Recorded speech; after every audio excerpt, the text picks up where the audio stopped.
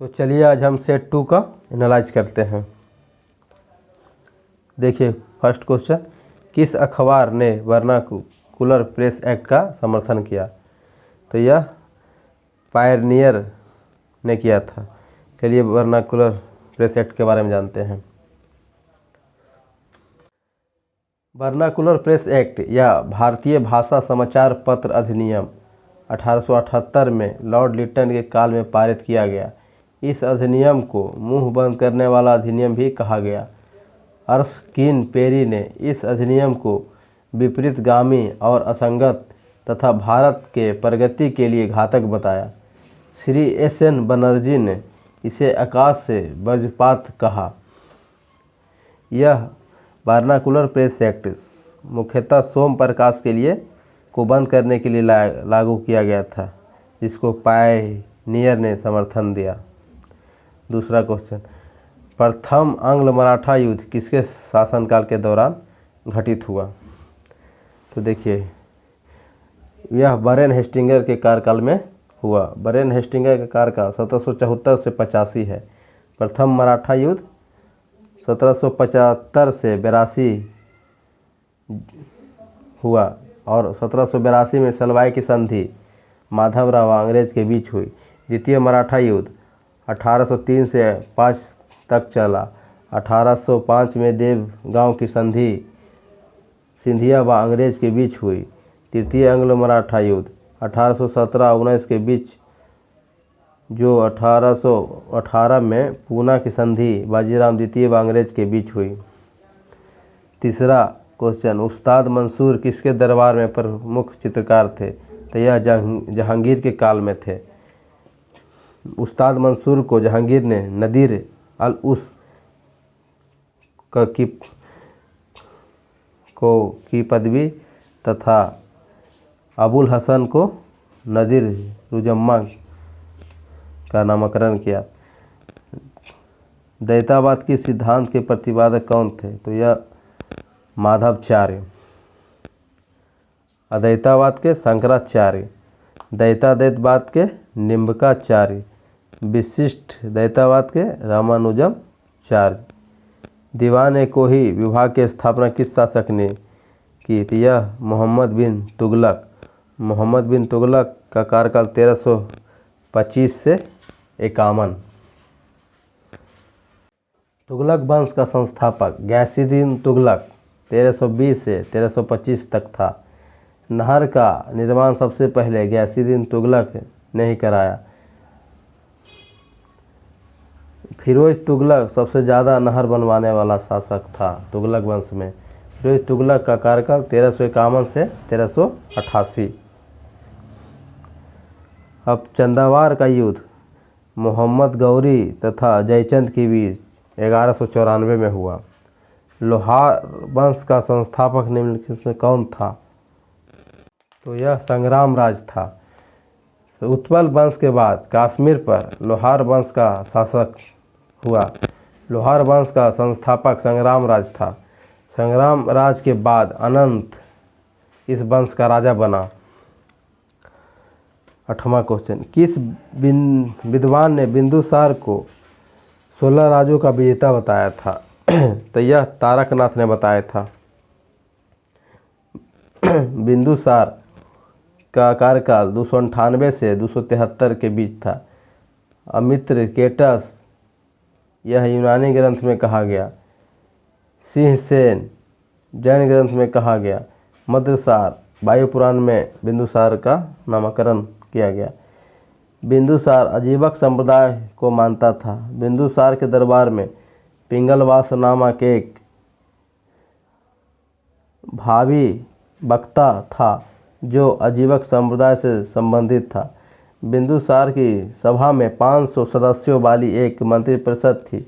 इसका प्रधान खलाटक था। डायमेकस नामक व्यक्ति बिंदुसार के दरबार में राजदूत बनकर आया। बृहदेश्वर मंदिर कहाँ स्थित है? यह तंजौर में है। तंजौर, बृहदेश्वर मंदिर तंजौर में स्थित है, जिसको चोल साम्राज्य राजराज प्रथम ने बनवाया। चोल साम्राज्य की स्थापना विजयलय ने 1850 से 87 के बीच किया। पर्सी ब्राउन ने बृहस्पति मंदिर के विमान को भारतीय वास्तुकला का निकष माना। क्वेश्चन नंबर 10, किस बौद्ध संगति में बौद्ध धर्म को 2 भागों में विभाजित किया गया? तो यह चौथा बौद्ध संगति जो कश्मीर के कुंडलग्राम 98 ईसा पूर्व हुआ था। इसके अध्यक्ष वासुमित्र थे। यह कनिष्क के कार्यकाल में हुआ था। और प्रथम बौद्ध संगति राजगीर में, इसके अध्यक्ष वासुमित्र नहीं, प्रथम के महाकश्यप थे जो 483 में राजगीर में हुआ। चलिए 11, जैन धर्म के तीसरे तीर्थंकर का प्रतीक चिन्ह क्या था? तो यह जैन धर्म के तीसरे तीर्थंकर संभवनाथ थे, जिसका प्रतीक चिन्ह घोड़ा था। और प्रथम गुरु ऋषभदेव, जिसका प्रतीक चिन्ह सांड। दूसरा अजितनाथ का हाथी। 23वां पार्श्वनाथ का सांप। और 24वां महावीर का सिंह। अब जैन धर्म को देख लेते हैं। महावीर का जन्म 540 ईसा पूर्व ज्ञातु कुल में हुआ था तथा मृत्यु 468 में हुआ। जैन धर्म के 3 रत्न, श्यामक ज्ञान, श्यामक ध्यान, श्यामक आचरण। चलिए 12 नंबर, निम्नलिखित में से कौन सा वेद कन्याओं की जन्म की निंदा करता है? तो यह अथर्ववेद कन्याओं की जन्म की निंदा करता है। अथर्ववेद में 731 मंत्र तथा 6000 पद हैं। अथर्ववेद में परीक्षित को कुरुओं का राजा कहा गया। क्वेश्चन नंबर 13, सर्वप्रथम भारत पर होने वाले हुन आक्रमण की जानकारी किससे प्राप्त होती है? तो यह भारत पर होने वाले हुन आक्रमण की जानकारी सर्वप्रथम भीतरी स्तंभ लेख से प्राप्त होता है। इस स्तंभ लेख का संबंध स्कंदगुप्त से है। वैदिक काल में जीवन भर अविवाहित रहने वाली महिला को क्या कहा जाता था? तो अमाजु कहा जाता था। आर्यों द्वारा निर्मित सभ्यता को वैदिक सभ्यता कहा गया। आर्य सर्वप्रथम पंजाब एवं अफगानिस्तान में बसे। वैदिक काल में ऋग्वेद में लोपामुद्रा, घोपा, सिक्ता, अपाला एवं विश्वास जैसी विशुद्ध स्त्री का वर्णन है। क्वेश्चन नंबर 15, किस ग्रह का विशिष्ट गुण उसके चुंबकीय क्षेत्र का है? तो यह बुध का है। बुध पृथ्वी के नज़दीक होने के कारण सूर्य के उगने से 2 घंटा पहले दिखाई देता है। अब सूर्य से नज़दीक कौन कौन ग्रह देख लेते हैं। सबसे पहले बुध है, उसके बाद शुक्र है, उसके बाद पृथ्वी है, उसके बाद मंगल है, उसके बाद बृहस्पति है, उसके बाद शनि है, उसके बाद अरुण है, उसके बाद वरुण है। चलिए क्वेश्चन नंबर 16, भूमध्यसागर का प्रकाश स्तंभ किस ज्वालामुखी को कहा गया है? तो यह स्ट्रोमली ज्वालामुखी जो इटली में है। इसको देखते हैं। स्ट्रोमली ज्वालामुखी भूमध्यसागर में सिसिली के उत्तर में लिपारी द्वीप पर अवस्थित है।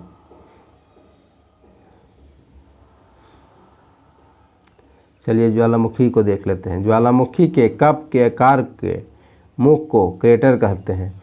बार बार हवा में उड़ा हुआ लावा शीघ्र ठंडा होकर ठोस टुकड़ों में बदल जाता है, जिसे सिंडर कहते हैं। अब एक्टिव ज्वालामुखी को देखते हैं। तो 20 में एक्टिव ज्वालामुखी की संख्या 500 है, जिसमें प्रमुख इटली का एटना तथा स्ट्रोम्बोली है। मैक्सिको में कोलिमा है, जिसमें कोलिमा ज्वालामुखी में 40 से अधिक बार उजागर हो चुका है। अब विश्व का सबसे अधिक सक्रिय ज्वालामुखी किलायू हवाई द्वीप पर स्थित है। विश्व की सबसे ऊंचाई पर स्थित सक्रिय ज्वालामुखी ओजस डेल सलाडो एंडीज पर्वत माला में अर्जेंटीना चिली देश के समीप स्थित है। चलिए अब शांत ज्वालामुखी को देखते हैं। शांत ज्वालामुखी में विसुवियस जो भूमध्यसागर में है, कराकाटोवा जो सुंडा जलमग्न में है, फ्यूजियामा जो जापान में है, मेन जो फिलीपींस में है। अब शांत को देख लेते हैं। को सुल्तान एवं देवबंद ईरान में है। पोप म्यांमार में है। किलिमंजारो अफ्रीका में है। चिम्बा राजो दक्षिण अमेरिका में है। विश्व की सबसे ऊंचाई पर स्थित शांत ज्वालामुखी एकांकगुआ एंडीज पर्वतमाला पर स्थित है, जिसकी ऊंचाई 59-60 मीटर है।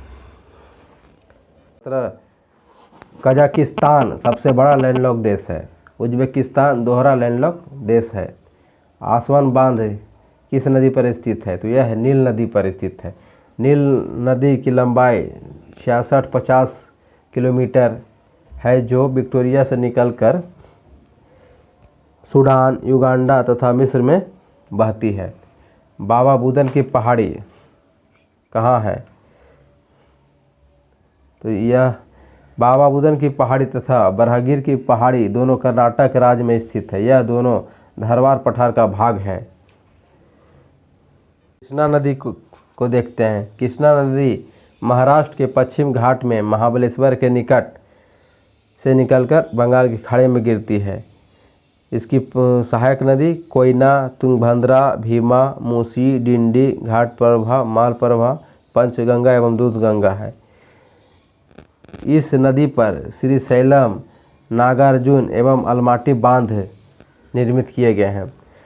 कृष्णा नदी जल विवाद आंध्र प्रदेश, कर्नाटक और महाराष्ट्र के मध्य 1957 से चला आ रहा है। 21 भारत में सर्वाधिक वर्षा किस मानसून के कारण होती है? तो दक्षिण पश्चिम मानसून के कारण 74% वर्षा होती है। चलिए मानसून को देखते हैं। मानसूनी पवनों द्वारा समय समय पर अपनी दिशा पूर्णतः बदल लेने के कारण भारत में 4 ऋतुएं पाई जाती है। चलिए, तमिलनाडु पश्चिम घाट के पर्वत दृष्टि छाया में पड़ता है। यहाँ दक्षिण पश्चिम मानसून के द्वारा काफ़ी कम वर्षा होती है। तमिलनाडु में उत्तर पूर्वी मानसून के कारण वर्षा होती है। शरद ऋतु को मानसून प्रत्यावर्तन का काल कहा जाता है। उत्तर पूर्वी मानसून जनवरी फरवरी में इसके द्वारा 2.6% की वर्षा होती है। दक्षिण पश्चिम मानसून जून से सितंबर में होती है। बांग्लादेश से 5 भारतीय सीमा राज्य लगाते हैं। प्रथम में मिजोरम, जो सबसे कम 180 किलोमीटर लगता है। उसके बाद असम है, उसके बाद मेघालय है, उसके बाद त्रिपुरा है और सबसे ज़्यादा पश्चिम बंगाल 2217 किलोमीटर सीमा लगाता है। भारत तथा चीन के मध्य मैकमोहन रेखा का निर्धारण किस वर्ष किया गया था? तो यह 1914 में किया गया था। चलिए 24 नंबर, शिमला तथा मनाली का क्षेत्र हिमालय के किस श्रेणी के अंतर्गत आते हैं? तो यह लघु हिमालय के अंतर्गत आते हैं। चलिए लघु हिमालय को देखते हैं। लघु हिमालय का ऊंचाई 3500 से 4500 मीटर है। चौड़ाई 60 से 80 किलोमीटर है। निर्माण अत्यधिक संपीड़ित तथा परिवर्तित शैलों से हुआ है। पर्वत श्रेणी इसमें आते हैं पीर पंजाल, धौलाधर, मसूरी, नागटीवा, महाभारत तथा क्षेत्र शिमला, कुल्लू मनाली, दार्जिलिंग, केदारनाथ, बद्रीनाथ, गंगोत्री, यमुनोत्री। लघु हिमालय शिवालिक हिमालय से मेन बाउंड्री फॉल्ट द्वारा अलग होता है। चलिए 25 को देखते हैं। दीनदयाल बंदरगाह किस राज्य में स्थित है? तो यह गुजरात राज्य में स्थित है। चलिए, भारत के कुल तटीय भाग की लंबाई, चलिए इसको कल देखते हैं।